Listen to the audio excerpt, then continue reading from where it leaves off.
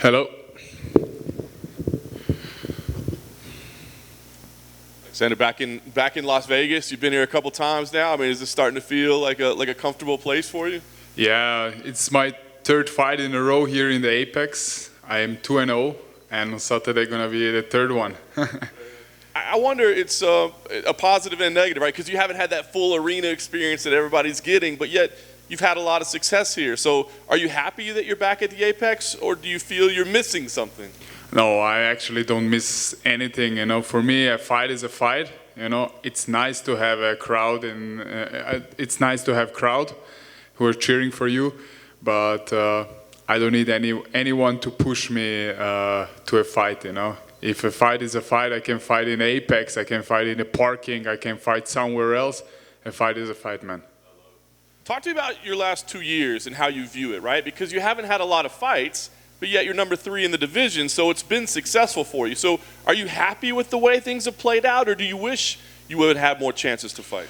I would wish that I could fight the last year even one more time. You know, it's a 14 months layoff for me, but I've been really working hard these last 14 months. Really, I improve all my skills, and I got 1 year older. That means I'm 1 year smarter.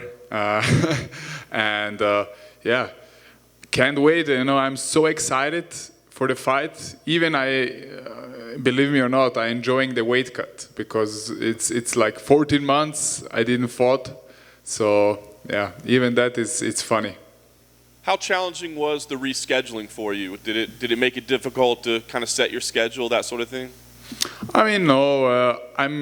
I'm a type of guy. I'm always in training and always in, let's say, 80% of shape. So I just need a couple of 5-6 weeks to get on 100%. So yeah, I got the name Jan Blachowicz, and I was very happy about the opportunity to fight a former champ. And I start my preparation really early, and then he canceled the fight. But I took some intensity out. We were focusing on the game plan, and then when we had a new date to fight, then we put the intensity up, and yeah, we are ready to go. When you hear that his injury, he was temporarily paralyzed for a while, I mean, and now he's fighting 2 months later, how does that affect you? Do you start thinking, oh, this guy's, there's no way he's going to be 100%. I'm going to get an easier version of this guy? I don't know. It sounds really a weird injury, but he managed to heal very fast, and I expecting the best version of Jan Blachowicz, because especially after his last performance were not good. He lost the belt, and he's gonna come Saturday night to the octagon, and he's gonna be motivated and focusing. He wants that belt back. But there is one problem, that's me. I know you want to fight all the biggest names, but is this kind of a special fight? As you said, a former champion, but also, you know, 2 European guys. You probably followed his career maybe a lot closer than some of the other guys around the world.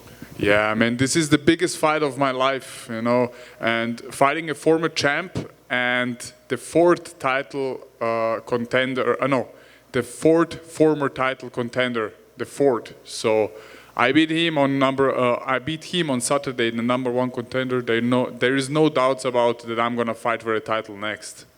This was going to ask you, I mean, this looks like it should be a #1 contender fight. Do you feel this is absolutely a #1 contender fight? Absolutely. For me, in my position, it feels like it's a title eliminator fight. For him, I really don't know, but I see it is a title eliminator fight, yeah. Knowing that, have you let yourself think about Glover and Yuri and how that fight plays out? I mean, do you have a prediction for how that fight plays out? Yeah, I mean, I see this fight as a 50-50 chance, because if Glover can stand the pressure of Yuri, what he puts in the beginning of the fights, if he can't stand the pressure in the first round or the beginning of the second, then probably he's gonna drag Yuri to deep waters, probably submit him or TKO him or going to decision. But if he can't stand the pressure what Yuri puts in his fights in the beginning, this is gonna be a quick night for Glover Teixeira. Is there one guy you'd rather face for the title?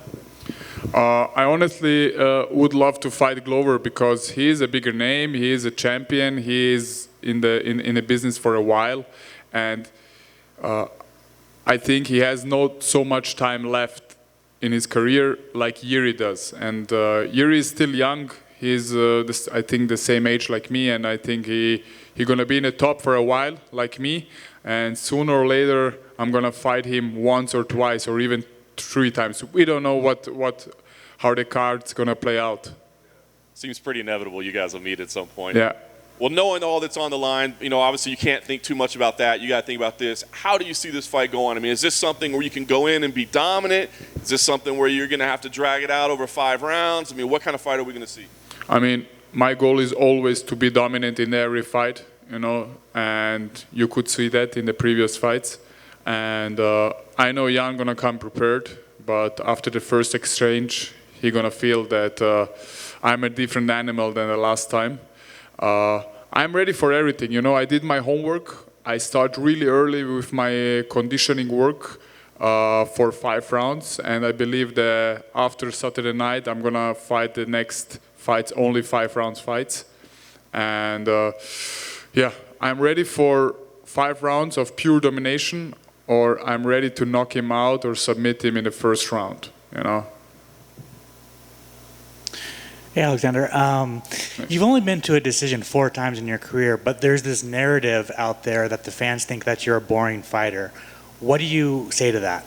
I really don't care, if the people say that I'm a boring fighter, they would be sitting here and doing better than me, right? Sometimes the fight, it happens like this, and you cannot rush for a knockout, because if you rush for a knockout, it can go fast that you getting knocked out. So, and you need to stay composed, stay disciplined, and pick your shots, and see your momentum, and then take it, So, yeah, I don't know. I really don't care what the people say. I know what I can do, what I'm able to, and I know that I'm gonna be the world champion soon. So speaking on that, at the end of the day, Saturday night, do you feel like you're going to be able to finish Jan? Yes, I am. Absolutely. I know how hard I worked the last years, and I've been in the game for a long time, and I know that I can finish anybody on the world. Anybody. Doesn't matter if it's heavyweight or light heavyweight. I saw that you had a Denver Nuggets jersey. What was your decision to wear that? Because of my man Nikola Jokic. He's an MVP. I'm a fan of him, and he's from my country, and I want just to support him, and I'm happy for him. Awesome. And then finally for me, who gave you your nickname Rocket? I got this for a couple fighters from my area, from the Balkans, because after I got the name after the Jimmy Manuel knockout, because they were so explosive, and I know that I'm one of the most explosive guy in the division and the most fastest guy. And with the kicks I throw, yeah, and Rocket and Rakic, it's kind of like similar. That's the reason they called me Rocket, and I pretty like it, Thank you. You're welcome. Aleksandar, Jim Grieshaber, MMA Weekly. You're a guy who's taken the fast track your whole career. You come to the UFC in under 10 fights. You're fighting Jimmy in your 4th fight. Then you lose a tough one against Ozdemir, right? What was that like for you? It was a tough fight, could have gone either way, really close at the end, split decision. But to taste that first UFC loss, mentality-wise, then you come back and beat 2 former title contenders. What in that time frame changed for you after you lost that first fight, if anything? And how did that help you moving forward? I mean, I lost my first MMA fight in my every first fight in MMA fight. So, and this was a really loss for me, and I felt like a loser that night, and I felt like the last months always thinking on that loss. But after I lose to Volkan Ozdemir, it didn't feel like a loss, because deep in my heart and deep, I know that I won that fight, and the people around the world also know that I won that fight. So I never felt like a loser in that, And if I see this, if I rewatch the fight again and again, and if I see the states,